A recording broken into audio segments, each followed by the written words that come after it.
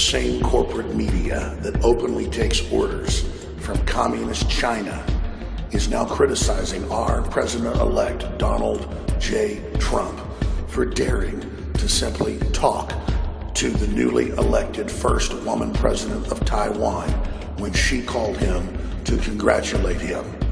They're saying that it's an unwritten policy since 1979 that U.S. presidents don't talk to Taiwanese presidents, even though we have a defense treaty since 1949 with them that we signed with Chiang Kai-shek, who was kicked out of China by the communist Chinese.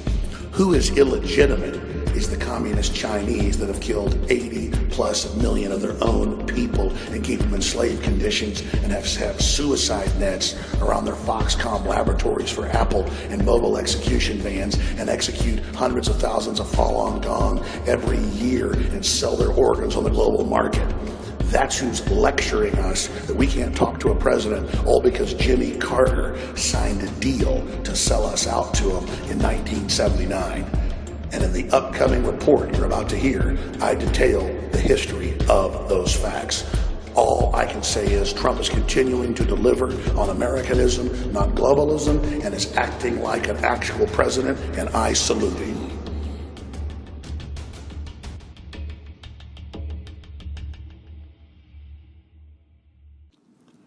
I want to break down the China-Taiwan situation from a historical perspective that, again, is incontrovertible.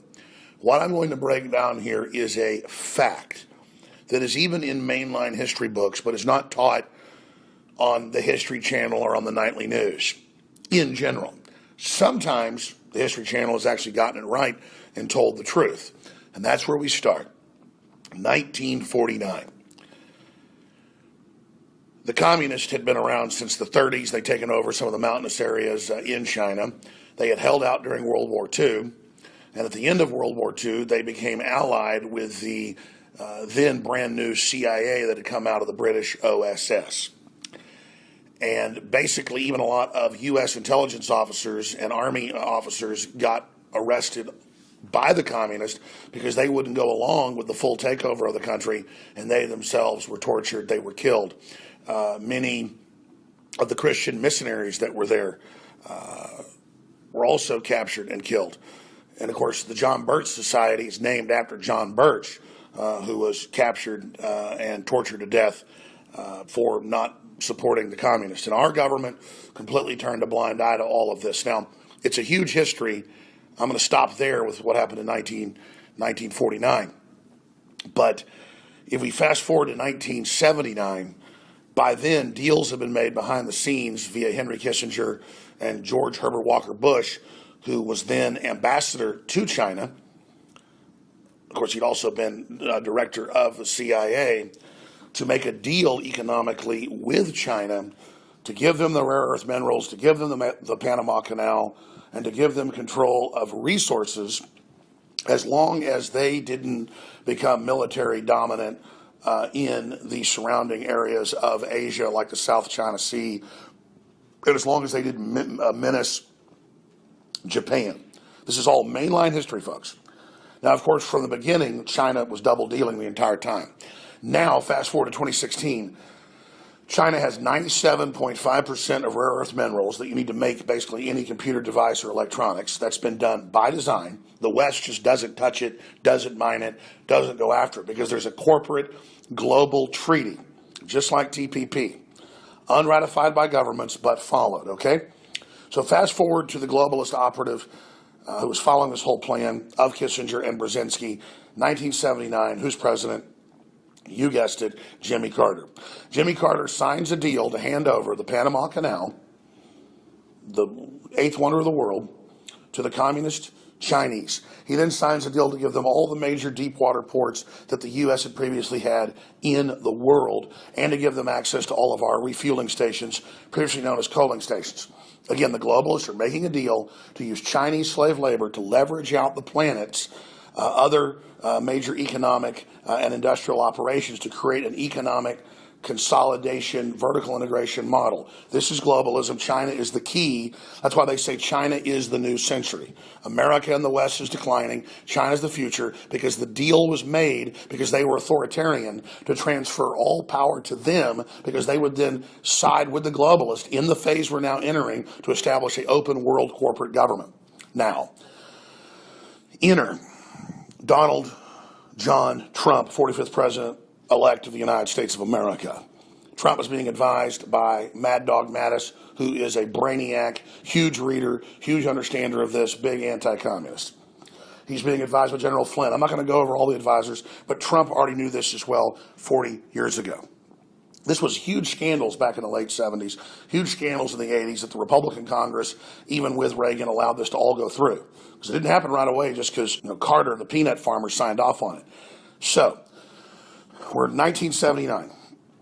They get the Panama Canal. They get all these other concessions. They're just given everything. China could barely even operate. China was third world in almost every sector of its entire country. But now they're going to be given the deal. Corporate taxes are raised to the highest in the world in the United States and Europe, so you cannot compete here. Where do you go? China. So over the next 30 years, that all accelerates. That brings us to about 10 years ago. Taiwan is where Chiang Kai-shek, the nationalist, fled in 1949 when the CIA and the United States government betrayed him. That's even since been on the History Channel. That's now admitted. The John Birch Society said that in 1956 when they were founded. It was proven over a decade ago and declassified. Look it up for yourself. They have History Channel shows on it. You name it.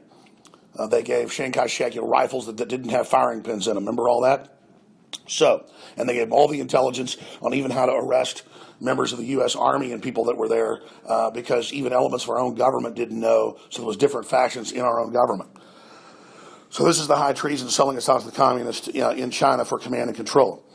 So they all flee to Taiwan in 1949. It becomes the nationalist hub. We give them weapons. We have defense treaties with them. All this goes on. Going back to 1979, the sellout, not just the Panama Canal, not just the agreement on rare earth minerals and mining, not just all the agreements on textiles and everything else. No. Now, 1979, Jimmy Carter says, we're no longer going to talk to the president of Taiwan. We're not going to recognize them. But we still had a defense treaty, so okay, we'll sell them weapons. But we won't sell them weapons that they can actually defend themselves with properly. We'll sell them out-of-date crap. Now, along comes Donald J. Trump, and he says, hey, this isn't business as usual, where China owns our debt and China lectures us, and every major Hollywood movie you see has weird propaganda in it about how Chinese science is why we're able to go to the moon or Mars, or, every movie you see, like The Martian, you name it, and they stop U.S. films from coming out, like Red Dawn 2, and cut China out of it. They're buying up all 6 Hollywood studios as we speak and bragging they've captured us. They make Obama get off the back of the plane, treat him like total crap, tell him screw you Americans. Remember that 3 months ago? This is all part of their out-of-control, insane arrogance, and they've broken the deal with the globalists and are now militarily expanding into Africa, into Latin America, into the Caribbean, into all areas of the Pacific. But again, Kissinger and others are happy because they were always part of the double cross against America. Let's continue. So there's the New York Times, there's the Washington Post, there's CNN. How dare Trump, a president-elect, take a phone call? First they lied and said that the first elected woman to Taiwan, she won in a landslide. She's a pro-nationalist, a party very, very popular, but also liberal in a lot of their policies. So they're bipartisan, very well balanced. She calls him. He takes the call. He knows full well what he's doing. She congratulates him. He congratulates her. And then the media acts like, how dare this buffoon screw us over and anger the Chinese that are now in the news lecturing us and getting in our faces. And Trump tweeted, funny, we sell them billions of dollars of weapons a year, but then we won't even take their president's phone call. This is disgusting.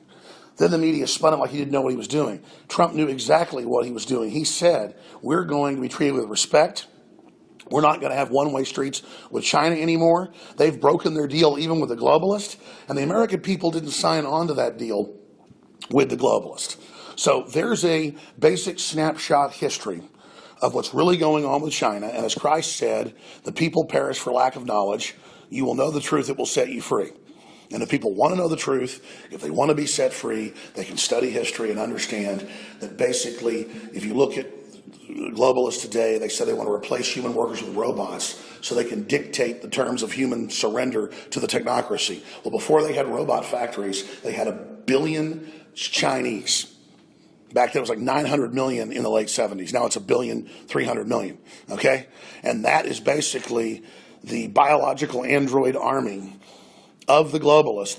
That's how the globalists, the technocrats, see them. They see us as subhuman. They see the Chinese as subhuman as well, to just build all these widgets and different things so the West would sell out its industrial capacity to communist China, and that's now happened. And President Trump is breaking through that, as he's promised to do, and is bringing jobs back to America, and is standing up for our nation, and is standing up for our republic, and doing absolutely incredible things. And that's why they're panicking. That's why they're so upset. Yes, the President of the United States can call Taiwan and can talk to their president. And if the President of Taiwan calls him, he can talk to her. This is ridiculous to show how these terms are being dictated to us and how our corporate media are such incredible lapdogs to foreign interests bossing us around and telling us what to do. That's globalism, and it's coming to an end with Americanism, not globalism.